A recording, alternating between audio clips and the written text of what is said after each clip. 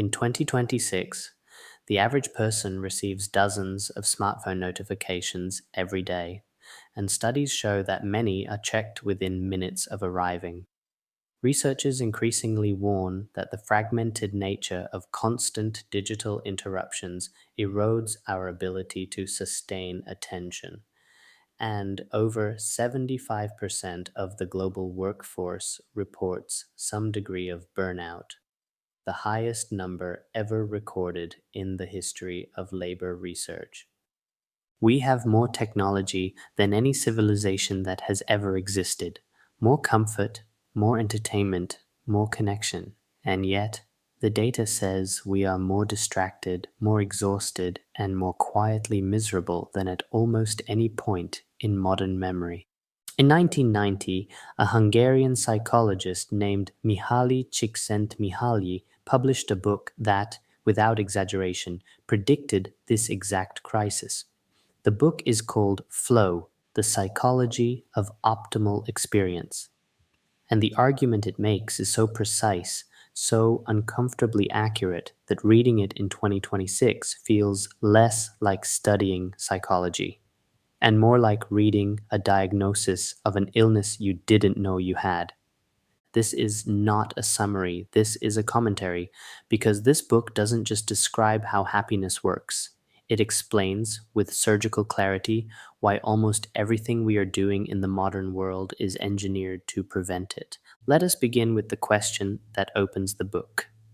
A question that Csikszentmihalyi calls the central problem of human existence. Why, after thousands of years of technological progress, after doubling our lifespans, after landing on the moon, after putting the sum of human knowledge in our pockets, why are we not happier? The answer, he argues, has nothing to do with what we have. It has everything to do with what is happening inside our consciousness at any given moment. He draws a line between two concepts that most people treat as identical, but that are, in reality, completely different things: pleasure and enjoyment. Pleasure is what you feel when a biological or social expectation is met: a cold drink on a hot day, collapsing on the couch after work, scrolling through short-form video at midnight. Pleasure requires no effort. It restores you to baseline, and then it vanishes. It does not change who you are. Enjoyment is something else entirely. Enjoyment happens when you move beyond what you already know how to do, when you push into challenge, when your skills are stretched to their limit, and the result is something that did not exist before you created it. A musician composing a passage that surprises even herself. A programmer cracking a problem that had been haunting them for days. A rock climber halfway up a wall who forgets for a moment that the rest of the world exists. Csikszentmihalyi calls this state flow. And here's the point that changes everything. Enjoyment, real enjoyment, the kind that makes a human life feel worth living, is never passive. It always requires effort. It always requires skill meeting challenge. And it always requires one thing that is now the most scarce resource on earth: undivided attention. The book lays out 8 elements that characterize the flow state, and what is remarkable about them is not their complexity, it is their consistency. Csikszentmihalyi studied thousands of people: rock climbers, chess players, surgeons, factory workers, mothers reading with their children, teenage basketball players, elderly Korean meditators, Japanese motorcycle riders. Across every culture, every age, every social class, the experience of flow was described in almost identical terms. Here are the conditions. First, the task must have a realistic chance of completion, not too easy, not impossible. The challenge must sit at the edge of your current ability. Second, you must be able to concentrate fully. No divided attention, no half focus. Third, the task must have clear goals. You know what you are trying to do. There is no ambiguity fogging the path forward. Fourth, the task must provide immediate feedback. moment to moment, whether you are succeeding or failing.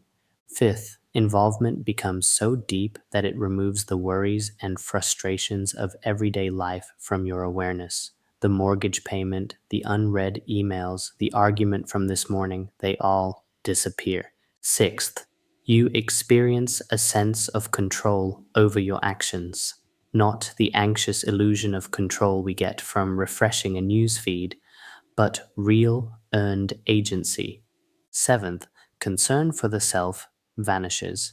You are not monitoring yourself, you are not performing for anyone, and yet, paradoxically, when the flow episode ends, you emerge with a stronger sense of self than before.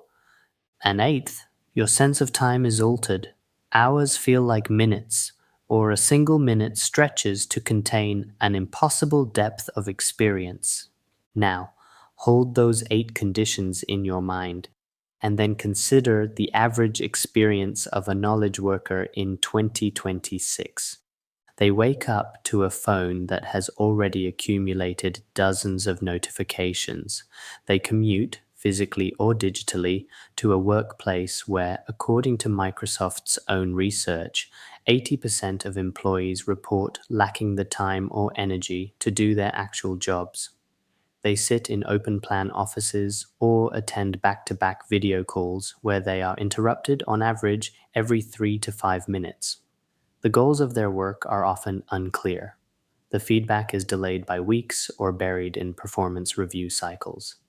They have no sense of control. Most decisions are made above them, and their sense of self?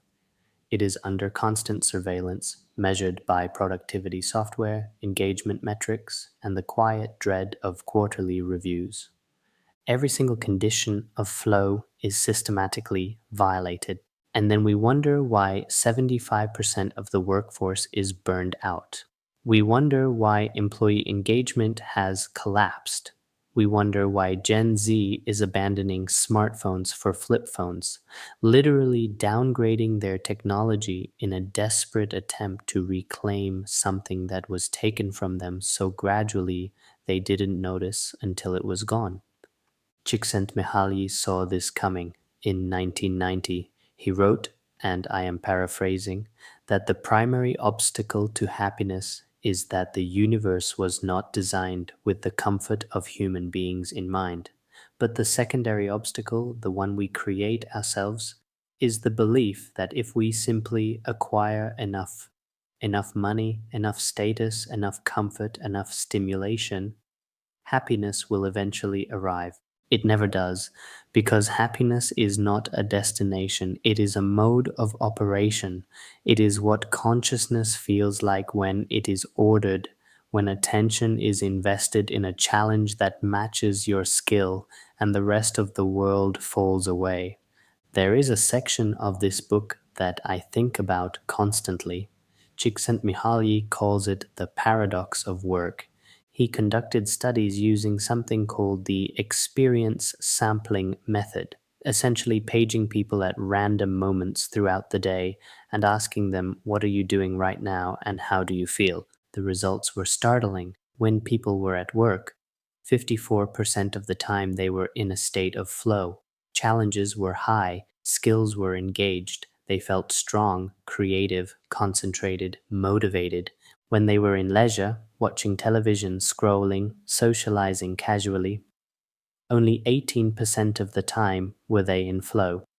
Over half the time, they were in a state the researchers classified as apathy, low challenge, low skill, passive, dull, dissatisfied.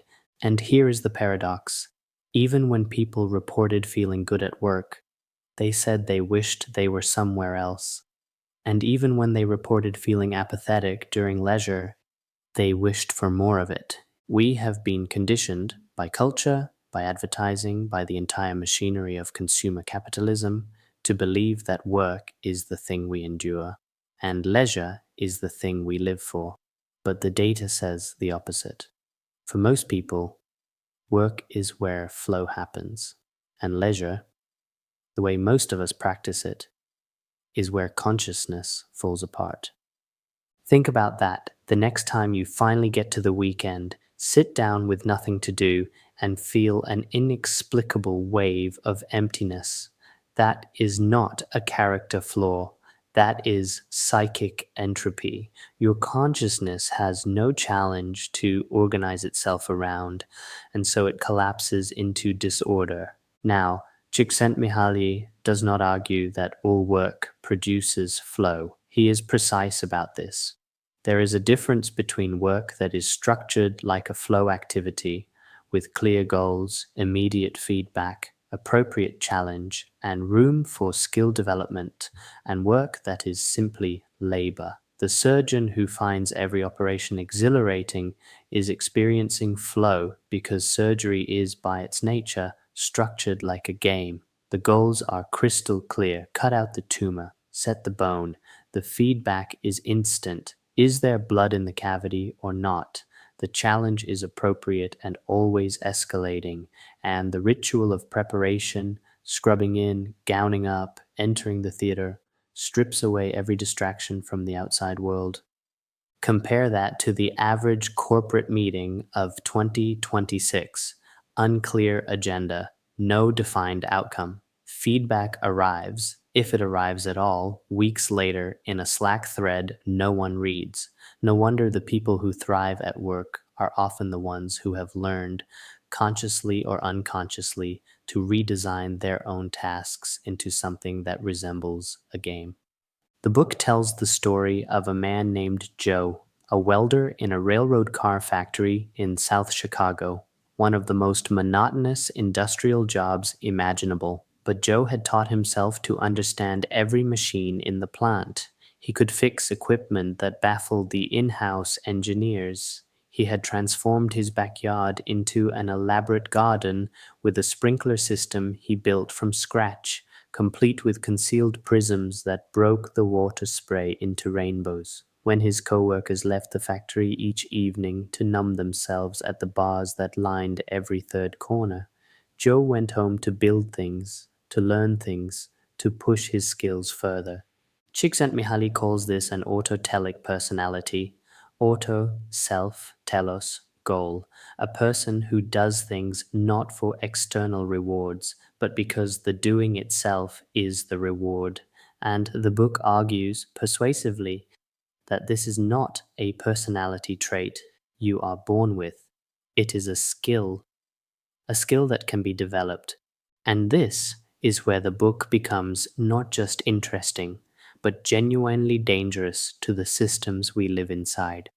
Because if flow is the key to human fulfillment, and the research overwhelmingly suggests it is, then most of what the modern attention economy sells us is the exact opposite of what we need. Social media is engineered to provide variable reward dopamine hits, pleasure, not enjoyment. The challenge level is zero, the skill required is zero, and the feedback, likes, comments, shares, is not a measure of mastery. It is a measure of conformity to an algorithm.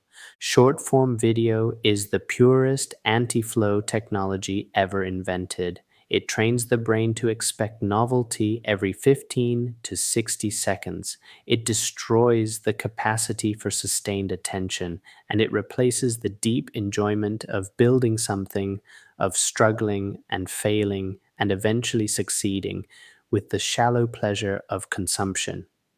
Even the way most people use AI tools in 2026 works against flow. When you outsource the thinking, you outsource the struggle. And when you outsource the struggle, you outsource the joy.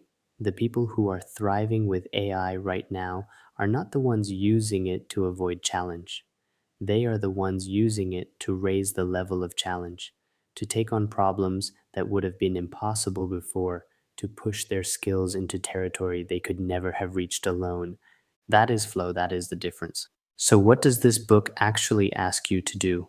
Let me give you the practical core, the part that, if you apply it, will change how you experience the next month of your life. 1. Restructure your work around clear goals and immediate feedback. If your job does not provide these, create them yourself.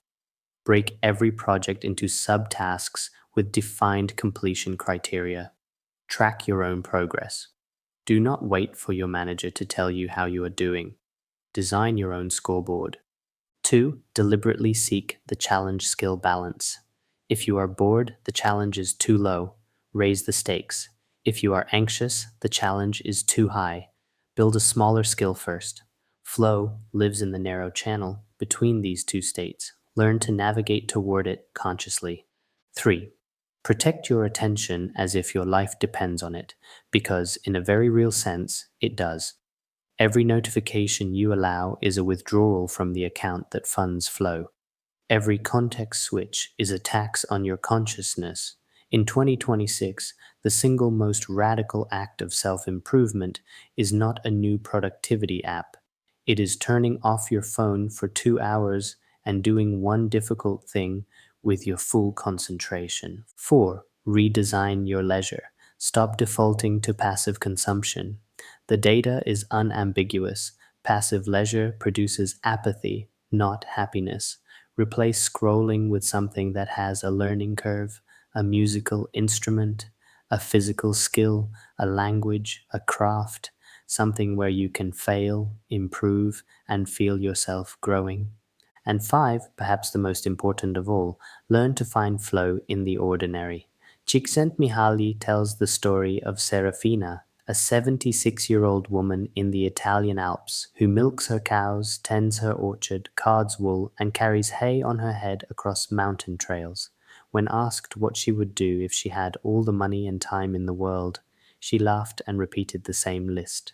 She had achieved something that billions of people with vastly more resources have never managed. She had made her daily life a flow activity.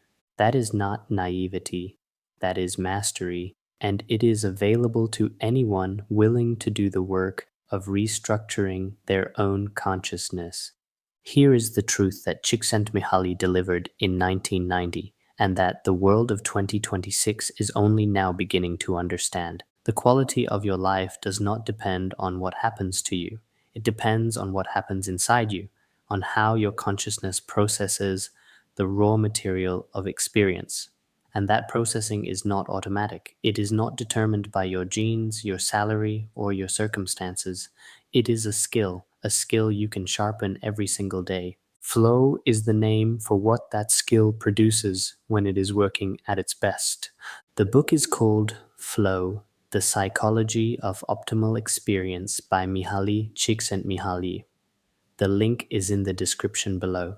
It is, without qualification, one of the 5 most important books written in the 20th century on the subject of human happiness.